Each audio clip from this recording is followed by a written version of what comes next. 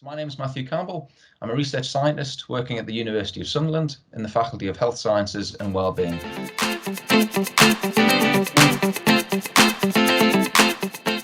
I lead a research group investigating the role of nutrition and exercise in the prevention and management of long-term diseases such as diabetes and cardiovascular disease. This work focuses on two interlinked areas. So one, designing the most effective interventions to improve health and clinical outcomes. And secondly, trying to understand interpersonal variation in intervention response. Or to put it another way, when it comes to making lifestyle changes, how little is enough and why do some people benefit more than others? And these programs of research are multidisciplinary, which means that we work with experts across a number of academic fields, such as medicine and biomedical sciences, nutrition and dietetics, computer science, behavioral science and psychology, as well as working with healthcare professionals and also patients. Well, we all know that exercise is good for us and that a lack of it is bad for our health. But what is less clear is how much exercise is enough in order to derive those health benefits. And a common question that I'm often asked is how little is enough? Or to put it another way, what is the minimum amount of exercise I need to do in order to see some benefit? And when I respond by telling people that current physical activity guidelines recommend a minimum of 150 minutes of moderate to vigorous aerobic exercise per week and going no more than 2 consecutive days without, which equates to about 30 minutes of swimming, jogging or dancing every day of the working week, well, the next somewhat predictable question is, how on earth am I supposed to fit all of that into my schedule? And this question is a lot more difficult to answer because, in fact, many people find it really difficult to achieve the physical activity recommendations whilst juggling, everyday competing priorities of everyday life. So our research has showed and has actually informed the development of new physical activity guidelines that now include specific recommendations to reduce and interrupt prolonged sitting. So breaking up prolonged sitting with short bouts of low intensity activity, such as walking. And importantly, this particular research has shown that this strategy of accumulating physical activity in small bite-sized chunks can achieve comparable and even superior health benefits as structured exercise. Now, in practice, this can be something as simple as standing up and walking for 5 minutes every 45 minutes to an hour during the working day, or 3 10 to 15 minute walking breaks. And that's easily 30 minutes of accumulated physical activity between 9 and 5. But the best bang for your buck is to snack on higher intensity exercise throughout the day. So short and sharp periods of activity that get you breathless and struggling to hold a conversation. And this could be anything from sprinting on the spot, quickly climbing the stairs a few times, or even skipping. And it's this form of activity, which is similar to high intensity interval training or HIIT training, which you may have heard of, that is really time efficient. And it has the capacity to induce rapid physiological adaptations that has been shown to improve the structure and function of the cardiovascular system. And what's more, the benefits of this type of activity actually appear to be similar to those achieved with your more traditional long duration, moderate intensity continuous exercise, which is your 30-minute jog a day.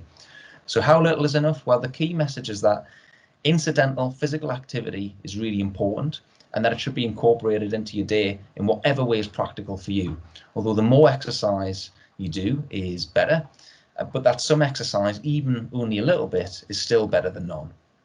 There are, of course, some general principles around eating a nutritionally balanced diet and being active that we should all try and follow. But despite the known link between certain dietary and exercise patterns, many interventions that alter lifestyle habits don't always result in the same level of health improvement from one person to another. So, for example, work at my team has shown that large-scale public health interventions, such as diabetes prevention programs, they're not universally successful. On average, they do a lot of good, but actually not everyone benefits from them. And something that my group are really interested in is why some people respond better to lifestyle interventions than others. Now, we think one of the main reasons for this is because large-scale interventions are typically designed based on the law of averages, and they take a broad brush approach. And what I mean by this is that they're modeled on what would be expected to be the average response. And they actually fail to take into consideration an individual's characteristics like age, fitness, ethnicity, and genetic makeup, which all differ from one individual to another. And because we're all unique, it really shouldn't be a surprise that we respond quite uniquely to different interventions or different treatments. So not everyone has an average response, some do, but there is a large proportion of people that fit either side of that line. To give you an example, the US Air Force discovered this flaw in the law of averages because prior to the Second World War, they had designed their cockpits of the aircraft based on average dimensions of their pilots. And in theory, you would think that the cockpit would fit a large proportion of servicemen. But out of over 4,000 pilots, not a single airman fit within the average range on all of the measurements that they had taken.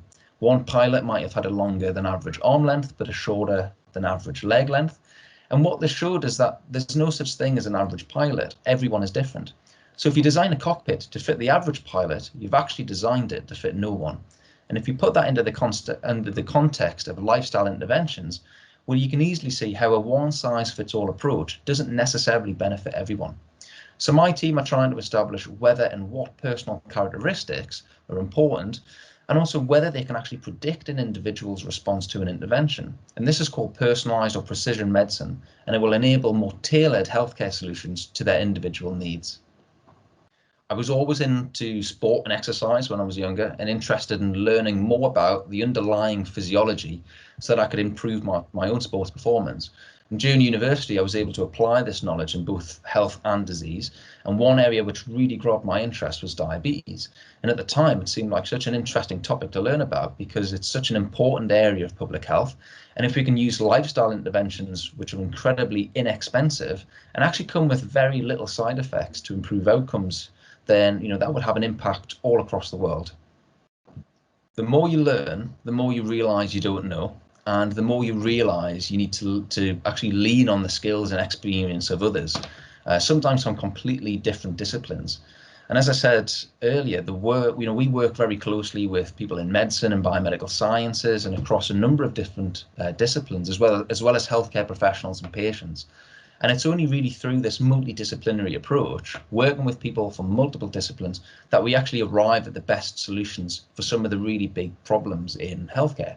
So it doesn't really matter how much you specialize in a particular area, you always need to keep a very broad view of things. And just because you become a scientific expert in a particular discipline, it doesn't mean that you can't still learn a lot from patients living with a particular health condition that you're trying to improve, because after all, they are their own experts in their own right, as they are living with it every single day.